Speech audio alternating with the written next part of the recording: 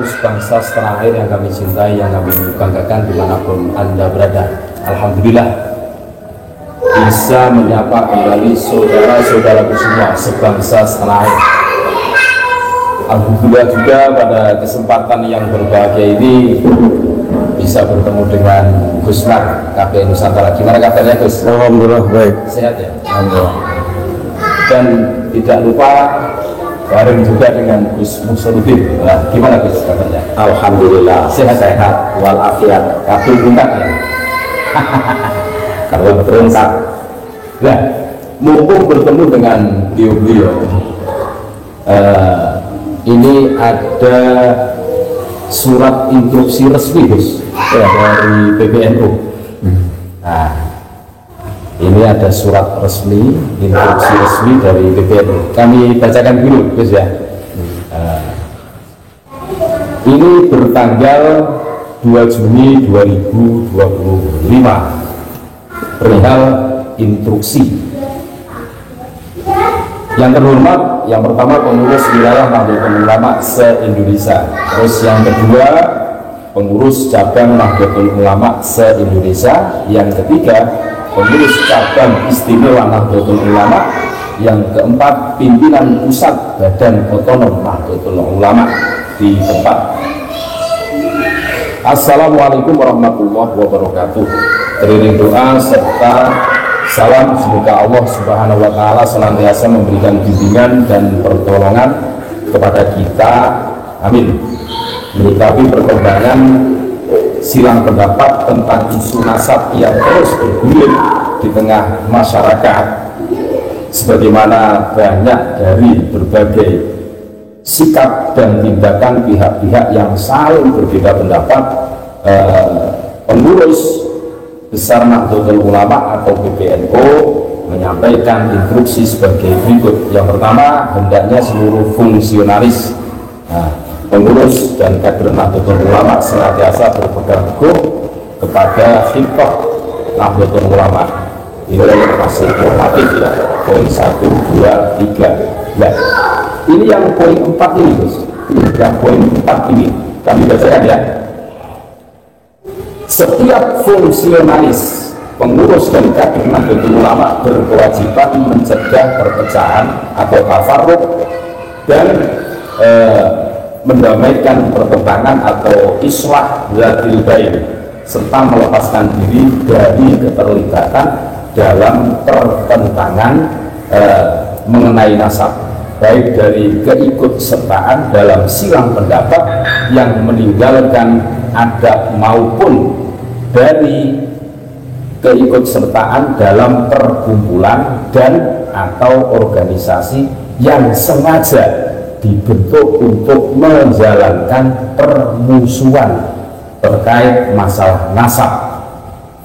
Ini kami ulangi lagi, dibentuk untuk menjalankan permusuhan terkait masalah nasab seperti Perjuangan Wali Songo Indonesia, Laskar Sabilillah atau PWLS, maupun organisasi yang berseberangan dengan PWLS. Nah ini, jadi seakan-akan PWLS itu sebuah organisasi yang di situ itu dibuat untuk sengaja menjalankan permusuhan terkait polemik masalah nasab. Nah, ini mumpung bertemu dengan beliau Gus Mar ini kita semua harus tahu beliau adalah termasuk tim media pusat PWLS ya, dan sekaligus ketua DPD PWLS Banyumas. Dan Gus Musoluddin beliau juga termasuk penasehat DPD PWLS Banyumas. Ini yang pertama kali mengomentari siapa? Gus Muson atau Gus Mar? Oh, penasihat PWLS Banyumas. Ini gimana komentarnya? Yang pertama, NU adalah milik bersama, bukan milik pengurus. Sepakat ya. Dan polanya adalah bottom up, bukan top down. Ya. Jadi bagaimana ketika pengurus tidak mampu mengambil kebijakan yang sesuai dengan aspirasi warganya pasti ditinggal. Yang kedua, terkait justifikasi yang secara terang benerang terhadap LSI, ini menarik karena kita sepakat hukmul hakim yarfa'ul ikhtilaf. Saya mengambil sisi positif bagaimana NU justru agar mendorong kepada pemerintah turun tangan dengan seolah-olah bertabrakan dengan PWI. Siapa yang benar kan nggak ada yang bisa menentukan justifikasi terhadap orang lain ataupun organisasi lain. Ya, pemerintah harus turun tangan karena kalau tidak ini membuat kebingungan di masyarakat. Pada satu sisi seolah-olah PB merepresentasikan suara NU, padahal PB hanya bagian kecil dari NU. Masih banyak kiai-kiai dan wali-wali Allah yang menjagani NU tanpa dia jadi pengurus. Kalau tidak peka, ditinggalkan. Terus statement pertama saya yang itu, monggo dilanjut Gusmar. Ya. Jadi intinya apa yang disampaikan Gus Muson ini, NU itu bukan milik pengurus PBNU. Bukan. Jadi bahasa-bahasa yang di sini ini mengatakan dalam cuplikan surat itu loh, yang poin 4 bahwa PWLS itu dibentuk untuk permusuhan. Kalau untuk permusuhan tidak, PWI jelas agendanya 2 yang secara spesifik. Ya. Pertama, membatalkan nasab Habib Dobolowi yang ngaku sebagai keturunan baginda Nabi Muhammad Sallallahu Alaihi Wasallam tanpa data dan fakta. Ya. Ini konsentrasi awal. Yang kedua, mengisbat dengan kajian dan standarisasi ilmu nasab siapa keturunan baginda Nabi Muhammad Sallallahu Alaihi Wasallam. Nah, di sini sudah 3 tahun Habib Dobolowi dibongkar melalui tesis Kiai Imaduddin Usman. Ya, itu dari sisi apapun sudah teruji, dari sisi keilmuan bahkan terkoneksitas dengan DNA, dengan filologi, dengan sejarah. Mau bicara apa lagi ke Habib Dobolowi? Berarti sudah tamat gitu. Sudah tamat. Selesai. Nah, ini surat resmi yang saya bacakan tadi. Itu ada tanda tangan Rois A, Katib A, terus Tanfiliyah, sekjennya juga tanda tangan resmi. Ini menurut Gus Muson ini gimana? Ini realita kita harus masih berjuang secara sistematis dan terus menerus. Keluarnya surat itu menunjukkan kepada mata kita semua Habib Dobolowi masih sangat kuat masuk ke semua struktur, bahkan kultur, bahkan politik dan kekuasaan di negara kita. Jadi nggak bisa tinggal diam kita untuk seolah-olah sudah selesai dengan semua orang yang tahu. Ini kekuatan pengaruh Habib Dobolowi, Tentunya pengaruh negatif ya. ya pengaruh negatif dong. Agenda Habib Dobolowi kan sudah mulai terkuak Semenjak polemik nasab ini bergulir. Ya. Nah, dan kembali lagi saudara-saudaraku, bagaimana respon Gus Mar tentang ini sebagai beliau dan juga praktisi jajaran tim media PWILS Pusat Gus. Oke.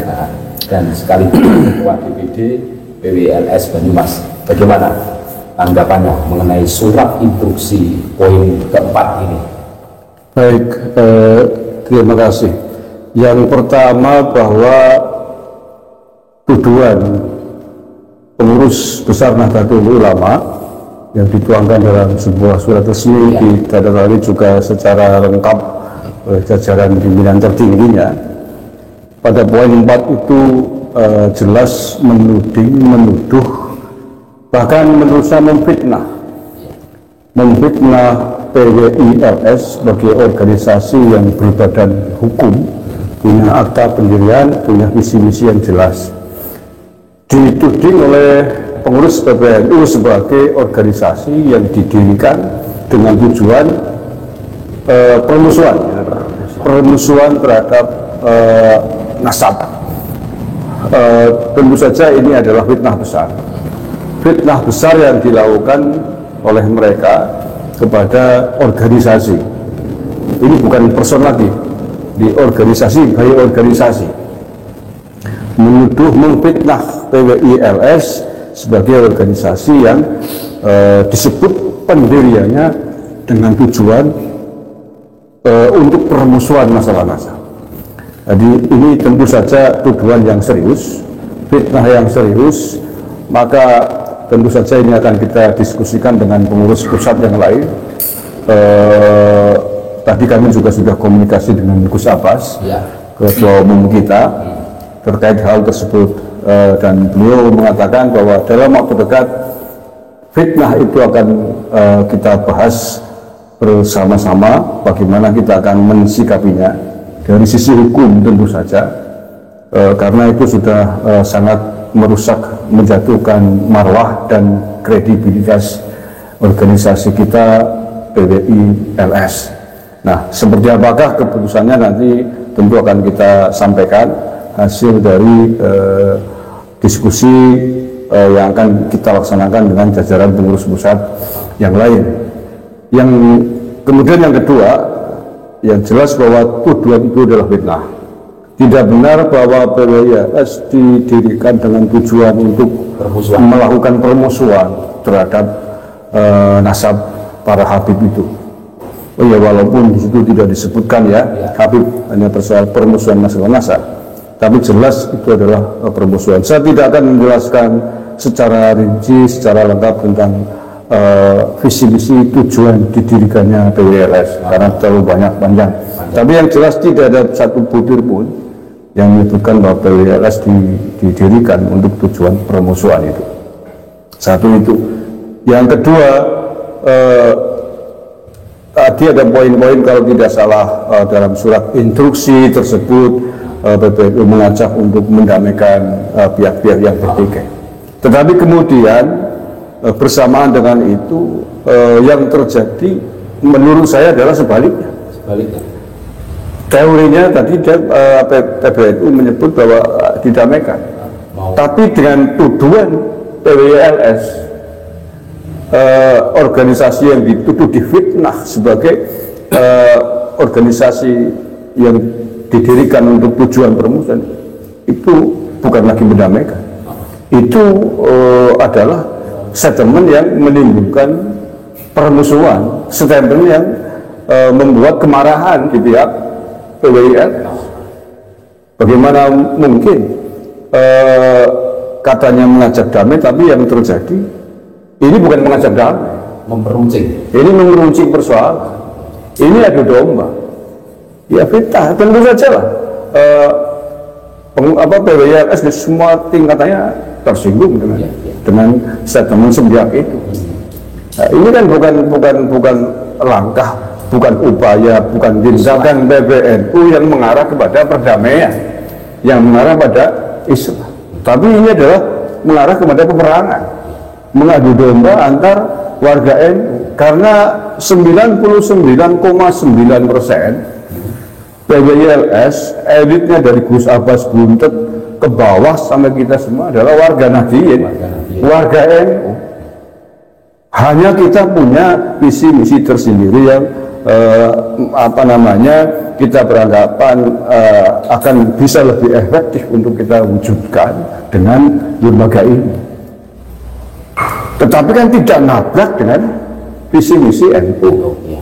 Justru yang kita kita lakukan selama ini bagaimana kita membela ulama-ulama NU, kiai-kiai NU, yang selama ini direndahkan, dihina, dicaci maki oleh klan Pahlawi Yaman ini, sementara elit-elit pengurus NU dari level bawah sampai PBNU suaranya sangat kecil, bahkan nyaris tidak ada pembelaan.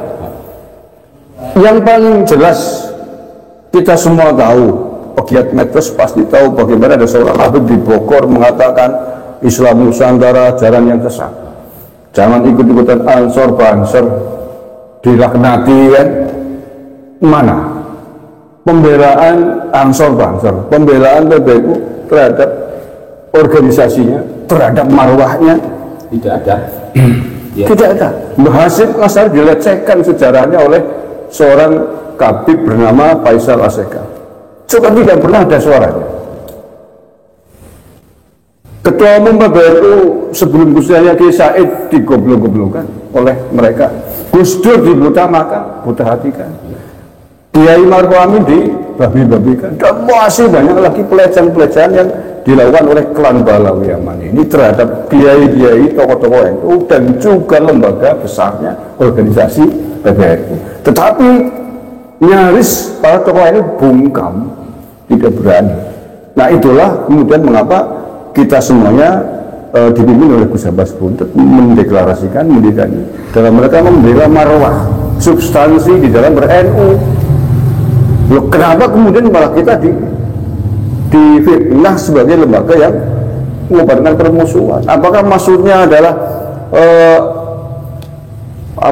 memusuhi klan Pahlawi Yaman yang menghina NU, menghina tokoh NU dan lain sebagainya? Kalau kita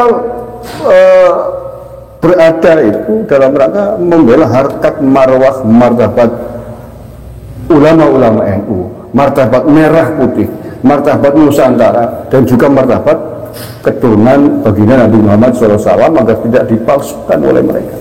Ini sebuah perjuangan misi besar yang sedang kita hadapi. Jadi sekali lagi itu fitnah besar terhadap PWLS dan kita akan bahas secara serius tuduhan dan fitnah tersebut. Seperti apa hasilnya nanti akan kita sampaikan. Itu alhamdulillah. Berarti begini Gus, tadi Gusmar menyinggung bahwa poin 4 dalam surat resmi instruksi PBNU tanggal 2 Juni 2025 itu yang mana menyebutkan bahwa PWLS itu menyebutkan itu sebuah organisasi atau lembaga yang disebut itu dibuat untuk permusuhan, untuk polemik nasab, ini fitnah. Berarti ini masuk bisa di ranah hukum kan atau gimana? Ya makanya akan kita kasih dengan tim hukum kita, gitu ya. Dengan kita kan punya tim hukum, punya divisi hukum di semua tingkatan, baik di Banyumas sendiri kita juga ada, di pusat juga kita punya. Kita akan kaji itu apakah bisa masuk dalam delik hukum. Kalau bisa, apakah kita perlu melakukan tindakan hukum atas hinaan, atas fitnah tersebut apa tidak? Karena secara hukum PWLS itu kan sudah terdaftar. Sudah. Kita punya keberadaan kita punya badan hukum. Sudah berbadan hukum. Terus kalau ditinjau pengalaman kami sebagai warga NU ini sepertinya ini bukan bahasa PBNU. Kok baru sekarang dengan cepat welo-welo menyebutkan contoh PWLS kan disebutkan di surat instruksi resmi itu ya. Ini menurut pandangan Gusmar apakah betul itu suara dari PBNU? Ya kalau secara fisik suratnya jelas ya. Jelas ya. Secara fisik suratnya adalah surat resmi PBNU, ditandatangani juga lengkap oleh pengurus-pengurus inti PBNU, Rais Am, Katib Am, Ketua Umum PBNU dan Sekjennya. Jelas. Akan tetapi proses keluarnya surat ini memang kita belum tahu. Apakah sebelumnya telah dilakukan melalui rapat resmi secara memadai oleh para elit kiai di PBNU, ataukah hanya beberapa tokoh terbatas seperti di Miftah sendiri sebagai Rasul walau alam bisawab. Makanya bisa jadi mungkin nanti kita juga akan meminta tabayun, bisa jadi tentang statement itu karena mungkin sekali bahwa kalau ada yang menduga itu adalah kehendak salah satu oknum pengurus PBNU, bisa jadi karena atau gimana kan gitu ya alam. Karena kalau kita buka-buka reputasi, track record, jejak digital masih ada sebelum menjadi Rais Am PBNU, Mbah Miftahul Ahyar ketika masih menjadi Rois Suriah PWNU Jawa Timur, reputasi track recordnya jelas mendukung orang tokoh yang mendukung FPI. Masih ada jejak digitalnya, di googling masih bisa ditemukan ketika Rais Am kita hari ini pada saat masih menjadi ketua Rois Suriah PWNU Jawa Timur jelas terang-terangan mendukung FPI, keberadaan FPI. Padahal ketika itu permusuhan terhadap FPI juga sudah masif, karena FPI jelas-jelas organisasi yang gerakan-gerakannya banyak dikritisi masyarakat atas kekerasannya, atas radikalisme dan sebagainya. Menyerang NU-nya. Iya, bahkan punya visi-misi ingin khilafah. Ini kan kita bertanya-tanya, ada apa ketua NU sekaliber Rois Suriah PWNU Jawa Timur ketika itu bisa-bisanya membuat statement mendukung FPI. Satu, yang kedua, beliau juga punya jejak digital yang kita tidak lupa tentang ACT, tentang dia konfrontasi dengan ketua umum PBN Mbak Miftah ketika jejak digital bisa dilihat. Dia termasuk orang yang sering berkonfrontasi dengan Kiai Said Agil Siraj ketika itu, dengan Kiai Said ketika ketua umum Kiai Said. Makanya itu kan analisis fakta-fakta yang ada di belakang hari ya. Makanya kita belum bisa memastikan apakah ini kehendak pribadinya beliau gitu, ataukah memang sudah dirapatkan secara lengkap di jajaran elit GPPNU atau bukan. Makanya ini adalah bahan-bahan yang nanti akan kita rapatkan dengan jajaran pengurus pusat di PWI. Langkah apa yang sebaiknya kita ambil terkait dengan surat tersebut. Gitu. Terus begini Gus, ada yang membelayati pemikiran kami. Baru kali ini kami melihat surat resmi instruksi, apalagi instruksi yang medeni banget gitu. Kok cetha welo-welo? Ini yang menjadi pertanyaan kami, ya. Beraninya kok sama PWLS? Dan kita semua tahu lah bagaimana PWLS itu bisa dirasakan kemanfaatannya, kemaslahatannya di tengah umat. Buktinya banyak warga itu yang berbondong-bondong masuk kan tanpa dipaksa atau di apa-apa kan. Kenapa PBNU hari ini kok tidak berani dengan FPI? FPI ini kan resmi dibubarkan oleh pemerintah, tetapi kan masih ada loh yang dulu Front Pembela Islam, sekarang itu Front Persatuan atau Persaudaraan Islam kan. Kenapa tidak bikin surat resmi seperti itu? Itu dia, makanya itu dia kan menimbulkan pertanyaan. Iya, jangankan surat resmi, statement keras lah dari elit-elit ya, itu saja kita jarang atau bahkan tidak pernah menemukan. Kecuali Romo Kiai Said Agil Siraj ketika beliau masih menjadi ketua umum PBNU. Tetapi polemik Nasab ini kan muncul pasca kepemimpinan beliau. Itu. Ada tambahan dari Gus Muson yang harus menjadi perhatian bersama, realitanya ajaran Habib Dobolowi bisa di-tracking melalui teks-teks kitab pegangan mereka. Ya. Perilakunya bisa kita lihat bersama, ajarannya bisa kita lihat bersama, itu sangat arogan. Ini realita bahwa kita sudah sepakat dengan persatuan, oke. Tapi hidup ini tidak seperti kertas putih tanpa noda, masih direcoki dengan arogansi dan supremasi para Habib Dobolowi. Ini yang harus kita lawan. Siapapun harus menjadi kesadaran bersama. Kita sudah sepakat dengan Bhinneka Tunggal Ika, tapi Habib Dobolowi merasa lebih mulia dari klan pribumi. Ini harus kita lawan.